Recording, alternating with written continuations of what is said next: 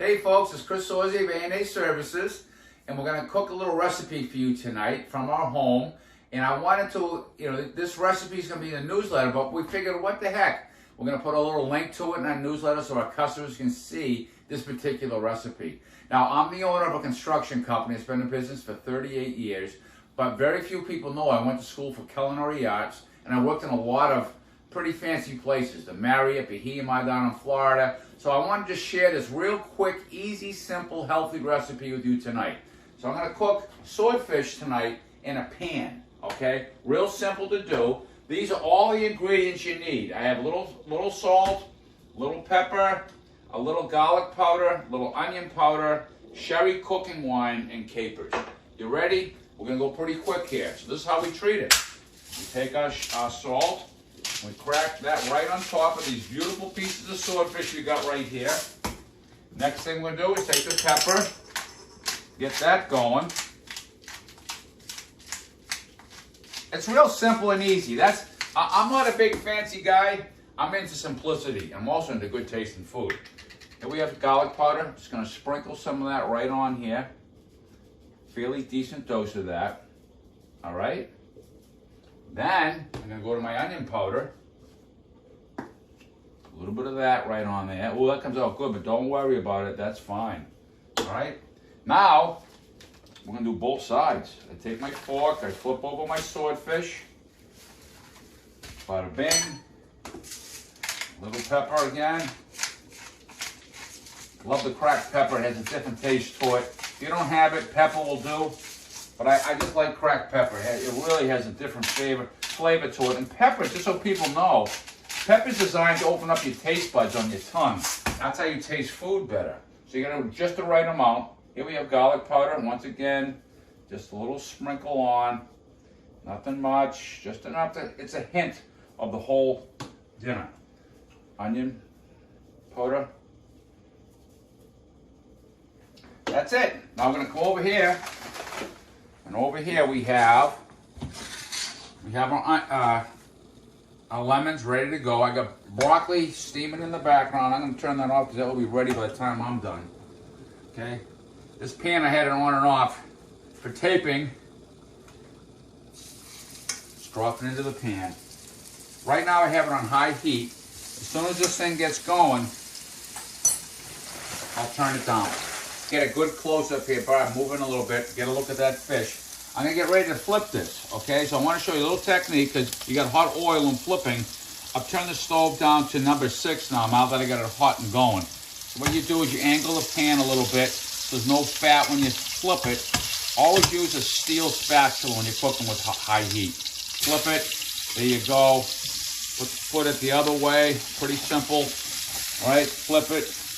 And there you go, okay? So now we're going to let that go a little bit longer, and I'll be back in a minute. Okay, folks, what I'm going to do now is I have a little bit of oil in the pan that I really don't need anymore. And by the way, we use coconut oil. Coconut oil can handle high heat beautifully, okay? And it's just a great oil to use when you're cooking with high heat. So coconut oil is the way to go. So what I'm going to do is put my spatula on these 2 fish. I'm going to drain off the oil into a pan I have right here in my sink. To a can. Whoop, there goes a piece of fish. Don't do that at home, folks. Okay, so now what I'm going to do is I got enough heat here. I'm going to just turn it up a little bit more just while I do this portion of it, okay? Also, folks, the key to this is to not overcook the fish, okay? So pretty soon I'll be cutting into this to show you how I evaluate when it's done.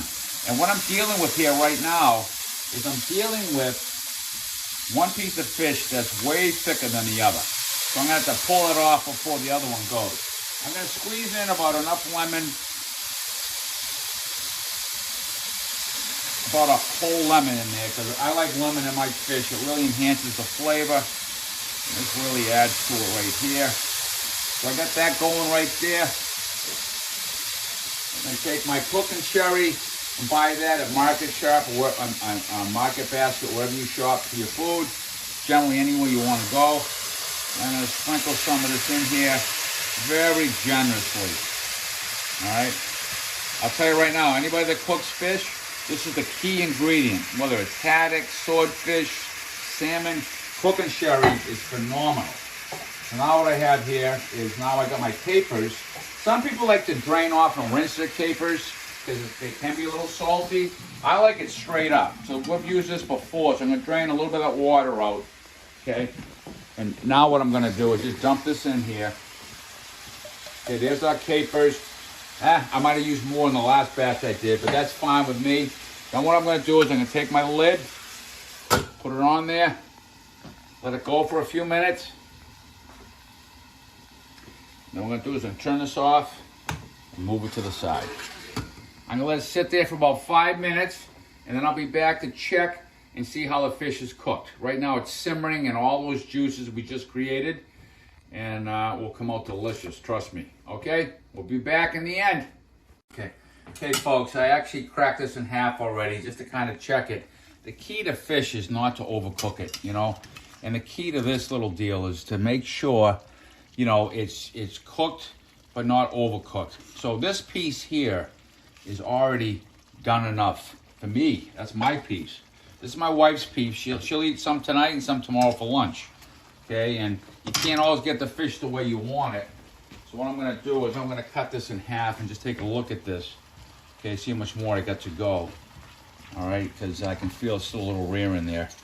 All right, so you know, just a little bit more to go, but not much, not much. You don't want to take this too far. Now, this piece is darker than that piece. Sometimes the seasonings are the one is what darkens the fish. It's not actually the fish itself. So I'm gonna give this about 2 minutes under heat in that beautiful gravy.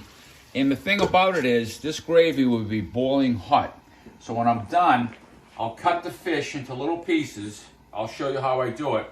Then I pour that gravy that's left over the fish. And we're gonna have broccoli with that. And we can dip our broccoli in the sauce on the plate. Be back in a minute. Back. I'm not bashful about cutting into the fish because I don't want it undercooked and I definitely don't want it overcooked. This is a pretty thick piece. I wish both pieces were this thick. We could cook them both together. But look at that, folks. See that? There's just a little bit of pink in there. That's perfect. That's exactly how you want it. So what I do is I take it out of the pan. I place it on the plate. Okay. Then what I do is there you have your gravy with your capers. That's going to be poured over the fish. Okay, and I'll just cut this just a little bit. I just cut it like this. I'm not cutting it for someone to eat it. I'm just cutting it so when I pour the gravy over it, it soaks into the fish. Okay, and so that's what I'm doing right here.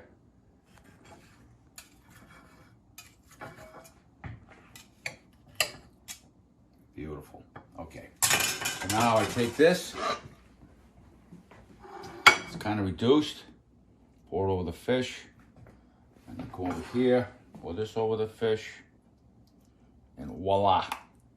That's it, guys. This whole thing, if it took 10 minutes without any video work, takes maybe 15 tops. I'm prepping and everything. You know, clean up is simple. I got 2 pans to clean and I'm done. Hopefully that helps you out, and hopefully if you try it, you'll really enjoy it. Chris Zorzy signing off from A&A Services.